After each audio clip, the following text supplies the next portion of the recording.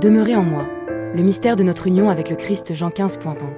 Je suis le vrai CEP, et mon Père est le vigneron. 2. Tout sarment qui est en moi et qui ne porte pas de fruit, il l'enlève, et tout sarment qui porte du fruit, il le taille, afin qu'il porte encore plus de fruits. 3. Déjà vous êtes purs, à cause de la parole que je vous ai annoncée. 4. Demeurez en moi, et moi, je demeurerai en vous. De même que le sarment ne peut de lui-même porter du fruit, s'il ne demeure attaché au CEP, de même vous ne le pouvez pas non plus, si vous ne demeurez en moi. En anglais, le verbe to be exprime à la fois l'existence et l'identité, et la plupart des langues européennes possèdent un verbe correspondant. Il en est de même en hébreu avec aya, et en grec avec emi.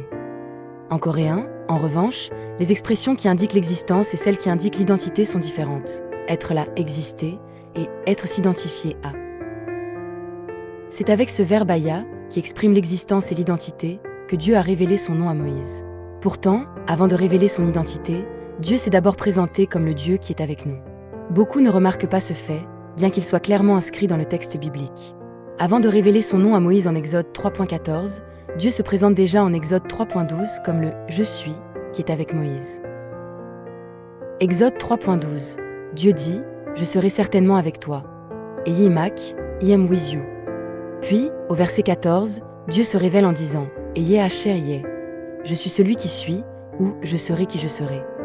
Cette expression énigmatique a été interprétée dans la Bible coréenne comme celui qui existe par lui-même, c'est-à-dire l'être qui existe de manière autonome.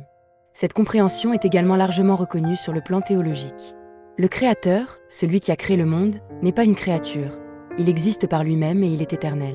Puis, immédiatement après, au verset 15, Dieu révèle à Moïse le nom YHWH, par lequel il sera appelé. Je ne reviendrai pas aujourd'hui sur la translittération de ce nom, puisque nous l'avons déjà étudié dans une méditation précédente.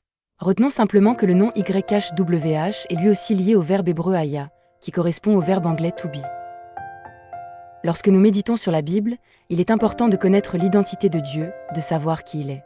Mais il est encore plus important de connaître Emmanuel, le Dieu qui est avec nous et qui demeure auprès de nous.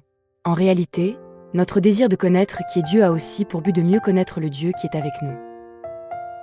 Les spécialistes de la Bible ne considèrent pas comme insignifiant le fait que Jésus emploie l'expression grecque « ego eimi », « je suis ». Ils y voient une continuité avec la manière dont Dieu s'était révélé dans l'Ancien Testament à travers Yé et YHWH. Mais Jésus va encore plus loin que cette révélation de Dieu dans l'Ancien Testament. En particulier dans l'Évangile selon Jean, il nous donne cette déclaration en « je suis », accompagnée de cette métaphore. Toute métaphore repose sur une relation de type A égale B. Elle suppose qu'il existe une ressemblance cachée entre A et B, et le rôle de la métaphore consiste précisément à découvrir cette ressemblance. Prenons un exemple simple. Mon cœur est un lac. Mon cœur égale un lac. Le lac peut être calme, légèrement agité ou traversé de vagues. Ces différentes caractéristiques permettent d'exprimer l'état de mon cœur. Dans la poésie, on peut ainsi cacher la réalité du cœur et ne décrire que le lac, laissant au lecteur le soin de découvrir le cœur qui se trouve derrière cette image. C'est pourquoi la métaphore révèle une réalité cachée. Parmi les 7 déclarations « Je suis », le texte de notre méditation aujourd'hui, Jean 15, nous présente la métaphore de la vigne. Jésus n'est évidemment pas une vigne au sens physique du terme. De même, Dieu le Père n'est pas littéralement un vigneron. Dans Exode 3, Dieu ne pouvant être décrit par aucune réalité créée, c'est peut-être exprimé par cette formule énigmatique « Je suis ce que je suis ».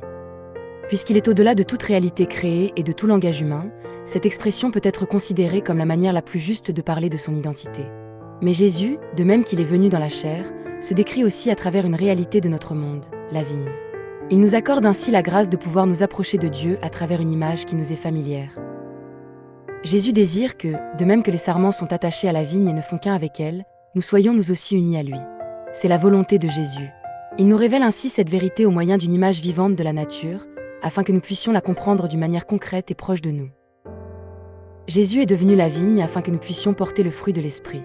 Lorsque nous sommes unis à Jésus dans l'Esprit Saint, nous pouvons porter un fruit abondant. Pourtant, alors même que nous désirons être une seule vigne avec Jésus, dans notre vie quotidienne, nous devenons souvent amis avec le monde et vivons selon nos propres désirs. Mais si nous ne cessons pas de désirer être unis à Jésus, Dieu ne nous rejettera pas comme on coupe un sarment, mais il nous purifiera par son Esprit. Il nous fera alors demeurer de nouveau en Jésus.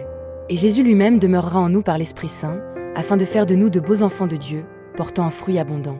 Alléluia!